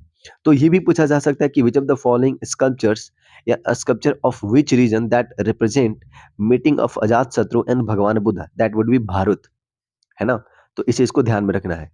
उदयन फिर आते हैं और उसके बाद नागदश आते हैं, तो इनके बारे में बहुत कुछ नहीं, इन्होंने क्या किया था, पाटलिपुत्रा को कैपिटल बनाया था, पाटलिपुत्र का फाउंडेशन रखा था इनफैक्ट, है ना? पाटलिपुत्र का फॉर्मेशन उदयन नहीं किया था, ये इनके बारे में इंपॉर्टेंट इन्फॉर्मेशन है। पाटलिपुत्र का किसने फाउंडेशन रखा, किसने एस्टैब्लिश किया, तो वो है उदयन। और लास्ट जो रूलर है हरियाणा का डायनेस्टी का, वो है नागदश का, ठीक है? तो ये याद रखना, नागदश का। उसके बाद हरियाणा का शिशु, हरियाणा का शिशु नंदलाल, तो अब आएगा शिशुनाग डायनेस्टी। तो शिशुनाग डायनेस्टी को फाउंडर करते हैं कौन? शिशुनाग खुद। Shishunaga itself was the founder of this dynasty, और वो गवर्नर होता है काशी का। काशी का गवर्नर थे ये शिशुनाग, ठीक है?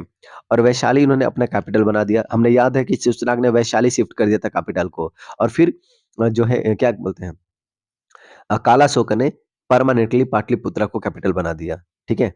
तो शिशुनाग ने, ये दोनों ही एक ही डायनेस्टी के हैं। शिशुनाग के डायनेस्टी के ही दोनों रूलर हैं, शिशुनाग और कालाशोक।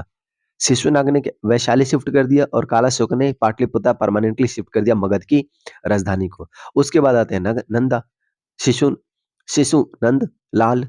तो नंदा डायनेस्टी आती है जो कि 345 बीसी से 322 बीसी तक चलती है, जिसका कि जो फाउंडर फाउंडर माने जाते हैं महापद्मनंद, ठीक है, जिन्होंने एक रात टाइटल अपनाया था।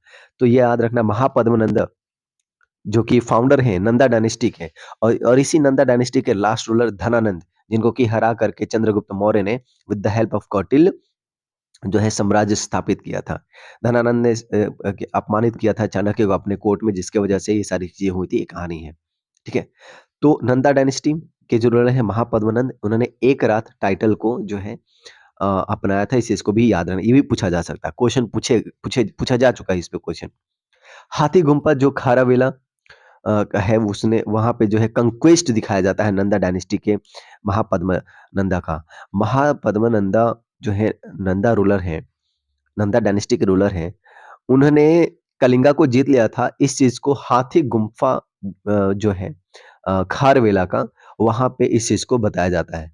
तो ये पूछा जा सकता है कि which of the following panel और स्कल्पचर्स वगैरह जो कि कंक्वेस्ट को शो करता है महापद्मनंदा का, कलिंगा को उन्होंने जो जीत लिया था, तो वो है हाथी गुम्फा ऑफ खारवेला, ठीक है? और धनानंद इसके लास्ट रूलर है, ये तो हम सभी को पता है, ये तो बच्चे को ये चीज पता है, ठीक है? उसके बाद शिशु नंदलाल मोर पकड़ने गया था, यानी कि अब मौर्य डायनेस्टी आएगी। तो मौर्य डायनेस्टी के पहले रूलर चंद्रगुप्त मौर्य, ठीक है जी? और लास्ट रूलर कौन है, तो वह है बृहद्रथ। ये बृहद्रथ हरियनका डायनेस्टी से पहले वाले बृहद्रथ डायनेस्टी वाले नहीं है, ये दूसरे बृहद्रथ हैं। तो ये ध्यान में रखना भाई, मौर्य डायनेस्टी के पहले रूलर चंद्रगुप्त और लास्ट रूलर कौन है, बृहद्रथ। और स्थल स- स- शताधन वन, हाँ शताधन वन, शताधन वन। और बृहद्रथ जो है वो है लास्ट रूलर मौर्य डायनेस्टी के, और पहले हैं चंद्रगुप्त, ठीक है? चंद्रगुप्त, अगर मौर्य की बात करते हैं, जो इसके फाउंडर है, तो 321 से 297 बीसी इसके फाउंडर हैं ये। और सेल्यूकस निकेटर इनके कोर्ट में आया था, ठीक है? इनफैक्ट सेल्यूकस निकेटर इनके कोर्ट में नहीं आया था, सेल्यूकस आया था, मैगेसनिस था। तो सेल्यूकस निकेटर ने ही जो है मैगेसनिस को भेजा था, ठीक है? उसका एम्बेसडर था, उसके साथ ट्रीटी हुई थी, सेल्यूकस निकेटर के साथ उन्होंने एक ट्रीटी किया था, ठीक है? अलेक्जेंडर का ये जनरल था, ये अलेक्जेंडर का जनरल था सेल्यूकस निकेटर, जिसने मैगेसनिस को यहाँ पे भेजा था, ठीक है? और गिफ्ट किया गया था चंद्रगुप्त मौर्य के द्वारा 500 एलिफेंट, 500 एलिफेंट चंद्रगुप्त मौर्य ने गिफ्ट किया था सेल्यूकस को, ठीक है? सेल्यूकस निकेटर को। और मैरिज अलायंसेस हुए थे, है ना? सेल्यूकस के साथ। और ठीक है, मैरिज अलायंसेस हमने देख लिया।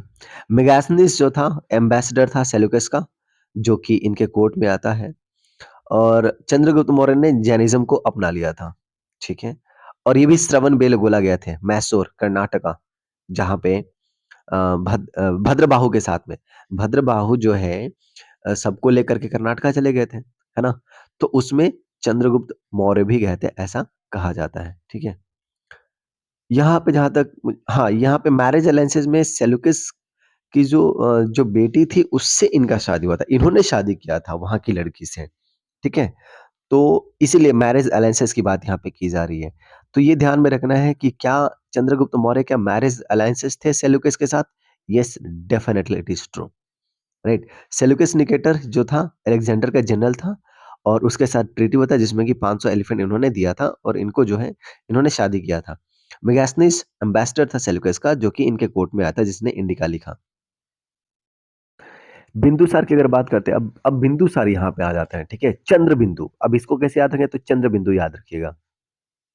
चंद्र बिंदु, चंद्रगुप्त मौर्य, बिंदुसार, ठीक है भाई? और बिंदुसार के बेटे अशोक हैं, ये तो सबको पता है, यानी कि अशोक के वो दादाजी थे, चंद्रगुप्त मौर्य। तो ये चंद्रगुप्त मौर्य के बेटे हैं और अमृत घाटा इनको कहा जाता है, ये दैट इज वेरी इंपॉर्टेंट। अमृत घाटा टाइटल किसको मिला? तो ये बिंदुसार को मिला और इसका मतलब है डिस्ट्रॉयर ऑफ द एनिमी, ठीक है? दमास्कस इनके कोर्ट में आया था। मेगास्थनी से आया था चंद्रगुप्त मौर्य के कोर्ट में और दमास्कस आया था बिंदुसार के कोर्ट में और ये सीरिया का एम्बेसडर था, ठीक है ना? सेल्यूसिड जो किंग था एंटियोकस फर्स्ट, उसने जो है भेजा था दमास्कस को, ठीक है? एंटियोकस जो था उसने सेंड किया था सब कुछ। इन्होंने डिमांड रखा कि मुझे गिफ्ट भेजिए, तो उसने सब कुछ भेजा था लेकिन सोफिस्ट को नहीं भेजा, ठीक है ना? Sophist as a Greek law doesn't permit a sophist to be sent, क्योंकि सब कुछ भेजा जा सकता है जिसमें कि स्वीट भेजा गया, वाइन भेजा गया, ड्राइड फिग भेजे गए, लेकिन एक सोफिस्ट को नहीं भेजा गया क्योंकि जो ग्रीक लॉ था वो इस चीज को परमिट नहीं करता है कि सोफिस्ट को जो है गिफ्ट किया जाएगा, ठीक है? तो इसलिए सोफिस्ट को भेजा नहीं गया था। बाकी सोफिस्ट को छोड़ करके हर वो चीजें एंटियोकस ने, जो सीरिया का जो किंग था, उसने क्या किया था? बिंदुसार को गिफ्ट किया था, ठीक है? दमास्कस जो है एज एम्बेसडर यहाँ पे आया था और इनके कोर्ट में एक आदमी था जिसका जिसका नाम था पिंगलवत्सु। पिंगलवत्सु, दैट इज वेरी इंपॉर्टेंट। पिंगलवत्सु जो है बिंदुसार के कोर्ट में था और ये फॉर्च्यून टेलर था, आजीविका फॉर्च्यून टेलर था, यानी कि भविष्य की बातें बताता था और इसने ही बताया था कि आपका एक बेटा होने वाला है अशोका, जो कि बहुत ही प्रतापी होगा। तो ये भी एक कहानी है। अशोका बिंदुसार के बेटे हैं, 268 से 232 बीसी और कहीं-कहीं पे 272 भी रहता है, तो ये तो थोड़ा बहुत चेंज करते रहता है हर बुक के अकॉर्डिंग। और ये तीसरा जो बुद्धिस्ट काउंसिल होती है, वो इन्हीं के राज्यकाल में होती है पाटलिपुत्र में, मोगलीपुत्र तीसरा, जो कि चेयरमैनशिप होता है ना? अशोक एडिक्ट्स और स्क्रिप्ट्स ये आपको देखने को मिलेगा। आई मीन इसका जो डिसाइफर करता है वो जेम्स प्रिंसेप करता है 1837 में। तो अशोका का जो एडिक्ट है, यानी कि जो चीज़ें उन्होंने लिखवाया था, है ना? या स्क्रिप्ट जो उन्होंने लिखवाया था अशोका के टाइम का, उसको डिसिफर करता है जेम्स प्रिंसेप 1837 में, ठीक है? अशोका इन स्क्रिप्ट में आपको बता दें कि प्रकृति लैंग्वेज आपको देखने को मिलेगा, ग्रीक लैंग्वेज देखने को मिलेगा, अरामिक लैंग्वेज देखने को मिलेगा। स्क्रिप्ट आपको 2 देखने को मिलेगी। 2 स्क्रिप्ट में आपको अशोका इंस्क्रिप्शन देखने को मिलेगा, ब्राह्मी और खरोष्ठी। तो अगर अगर ऑप्शन में रहेगी क्या खरोष्ठी स्क्रिप्ट यूज़ किया गया था अशोका के टाइम में? यस किया गया था। क्या ब्राह्मी स्क्रिप्ट भी यूज़ किया गया था? यस किया गया था। क्या प्रकृति लैंग्वेज में क्या इस्तेमाल हुआ था? यस हुआ था। क्या ग्रीक लैंग्वेज हुआ था? यस हुआ था। अरामिक लैंग्वेज का भी इस्तेमाल किया गया था। पाली लैंग्वेज का इस्तेमाल के ज़िक्र नहीं किया गया है, ठीक है? 14 मेजर रॉक एडिक्ट्स जो है मिले हैं और ये टोटल 10 साइट से मिले हैं, है ना? तो ये भी आपको ध्यान में रखना है। 14 जो है मेजर मेजर रॉक एडिक्ट्स मिले हैं और ये 10 साइट से मिले हैं जो कि कल्सी है, गिरनार है। अब पूछ सकते हैं कि क्या कल्सी एक मेजर रॉक साइट है कि माइनर है? तो कल्सी एक मेजर रॉक साइट है। गिरनार हो गया, सुपारा हो गया, धाउली हो गया, जौगाड़ा हो गया, येरगुडी हो गया, सन्नाती हो गया, सबा सहबाजघारी और मनसेहरा और खंदार, ये सब रॉक साइट्स है, मेजर रॉक साइट्स हैं किसका? अशोका के टाइम का। तो ये भी पूछ सकता है कि बताओ कि क्या ये सब चीजें क्या ये अशोका के एडिक्ट्स हैं? यस है, रॉक एडिक्ट्स है। क्वेश्चन पूछा जा चुका है धावली पे भी और जौगाड़ा पे भी। यूपीएससी में क्वेश्चन इस पे आ चुका है, तो ध्यान रखना है आपको। कालसी हो गया, जौगाड़ा हो गया, धौली हो गया, ये सब आपको ईस्टर्न कोस्ट पे आपको देखने को, जौगाड़ा और धौली उड़ीसा के आसपास, येरगोड़ी आपको साउथ में देखने को मिलेगा, है ना? तो इस तरीके कंधार आपको नॉर्थ वेस्ट में देखने, मनसेरा आपको नॉर्थ वेस्ट में मिलेगा, कलसी आपको साउथ में देखने को मिलेगा। तो इस तरीके से दो कलिंग एडिक्ट्स, जो कलिंग वॉर उन्होंने जीता था, दो कलिंग एडिक्ट्स कौन कौन सा है? एक है 15 और एक है 16।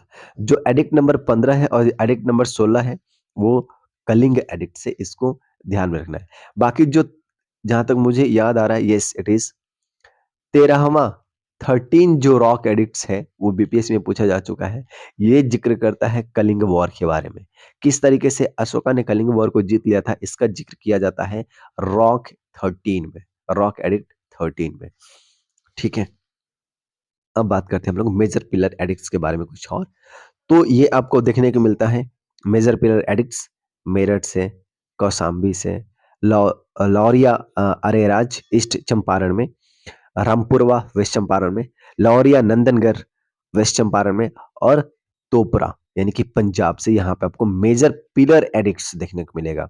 अभी तक हम लोग रॉक एडिक्ट्स की बात कर रहे थे ना, अगर पिलर एडिक्ट की बात करते हैं, इस तरह से पिलर होता था जहाँ पे आपको एडिक्ट एडिक्ट देखने को मिलेगा, यहाँ पे लिखा हुआ देखने को मिलेगा। तो जो मेजर पिलर एडिक्ट्स आपको देखने को मिलेगा वो मिलेगा मेरठ, कौशाम्बी, लौरिया नंदनगढ़, लौरिया अरेराज और रामपुरवा वेस्ट चंपारण और तोपरा पंजाब यानी कि पंजाब में भी। माइनर पिलर एडिक्ट्स की अगर हम लोग बात करें तो वो आपको देखने को मिलेगा सांची और सारनाथ से। तो ये तो याद ही रखना है। आपको लग सकता है कि यार सारनाथ और सांची से मेजर पिलर एडिक्ट्स देखने को मिल सकता है क्या, लेकिन वो गलत हो जाएगा। सांची और सारनाथ का जो पिलर है वो माइनर पिलर एडिक्ट्स है ना? तो इस तरह से क्वेश्चन बनते हैं। अब बात करते हैं अशोका धम का। अशोका धम क्या था? एक प्रिंसिपल, बेसिकली धम क्या है? एक प्रिंसिपल है कि क्या-क्या आपको करना चाहिए। तो इनके प्रिंसिपल में क्या कहा जाता है कि भेरी घोषा की बात की जाती है। इसको ज़ूम कर लेते हैं। तो अशोका का जो प्रिंसिपल है वो क्या कहता है? भेरी घोषा, यानी कि sound of war of drum, इसको खत्म कर देना चाहिए, यानी कि भेरी घोष नहीं होना चाहिए, धम्म घोष होना चाहिए, साउंड ऑफ पीस होना चाहिए। भेरी घोष मतलब sound of war drum, this should not have this this should not take place. Bheri Ghosha नहीं होना चाहिए बल्कि धम्म घोष होना चाहिए, यानी कि पीस का साउंड होना चाहिए। कंक्वेस्ट थ्रू धम्म, कंक्वेस्ट जीतना कैसे है? धर्म से जीतना है, वॉर से नहीं जीतना है ना? कॉन्टैक्ट विद द पीपल, हमेशा constant contact with the people, हमेशा लोगों से जुड़े रहना है, लोगों से कनेक्ट रहना है, लोग क्या सोचते हैं, लोग क्या चाहते हैं। Prohibition of the animal sacrifices, जो एनिमल की जो बलि दी जाती है उसको क्या करना है? खत्म करना है। रिचुअल्स को अवॉइड करना है। सेरेमनीज जो हैं, रिचुअल सेरेमनीज, इन सब चीजों को क्या करना है? अवॉइड करना है ना? ये किसका था? अशोक का धम्म था। लेटर मौर्यस की अगर बात करें तो इसमें कुछ नाम आते हैं, जैसे कि अ, अगर मैं बात करूं कि जब मौर्य खत्म हुआ तो अशोक के बाद बेसिकली मौर्य दो पार्ट में डिवाइड हो गया, एक वेस्ट में चला गया और एक ईस्ट में चला गया, दो तरीके से डिवाइड हो गया। जो वेस्ट वाला जो मौर्य था वो कुणाल के हाथ में आ गया और बाद में उसके रूलर आया संप्रीति आया, और जो ईस्ट में जो मौर्य को डिवीजन मिला वो गया दशरथ के हाथ में, जिन्होंने क्या किया था, एक जो नागार्जुना हिल था उसको डेडिकेट कर दिए थे आजीविका को। जो बराबर हिल आप देखने को मिलता है बिहार में, उसको गिफ्ट किया गया था अशोका के द्वारा आजीविका सेक्ट को। लेकिन अगर हम बात करें नागार्जुना हिल, नागार्जुन हिल, ये डेडिकेट कर दिया गया था आजीविका सेक्ट को दशरथ के द्वारा। दशरथ कौन थे? ये कहीं ना कहीं एक ग्रैंड सन थे, जहां तक मुझे याद आ रहा है, अशोका के। ठीक है? तो ये सब चीज़ें आपको याद रखना है। और दशरथ जो है पाटलिपुत्रा में ही थे और कुणाला जो है वेस्ट में आपको देखने को मिलते हैं। तो ये कुछ फैक्ट हैं। अब बात करते हैं बृहद्रथ, जो कि लास्ट रूलर थे मौर्य डायनेस्टी के, जिसको कि पुष्यमित्र शुंगा जो है मार करके अपना शुंग डायनेस्टी एस्टैब्लिश करते हैं। तो ये चीज़ ध्यान में रखना है। और जस्ट अ सेकंड।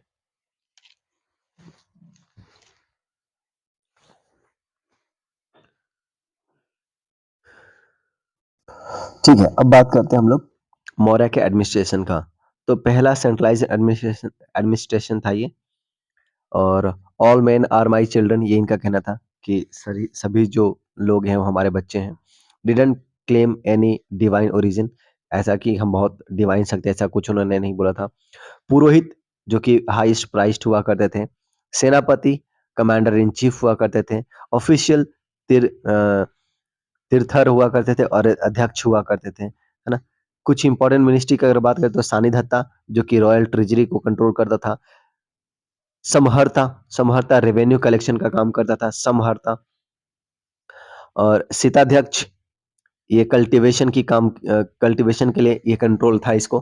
सीताध्यक्ष को कल्टीवेशन का कंट्रोल था। और लवन अध्यक्ष, ये सॉल्ट का कंट्रोल था। नावाध्यक्ष, पोर्ट का कंट्रोल करता था ये। नाव, नाव से याद रखना, थोड़ा सा ध्यान में रख सकते हैं, पोर्ट से रिलेटेड है।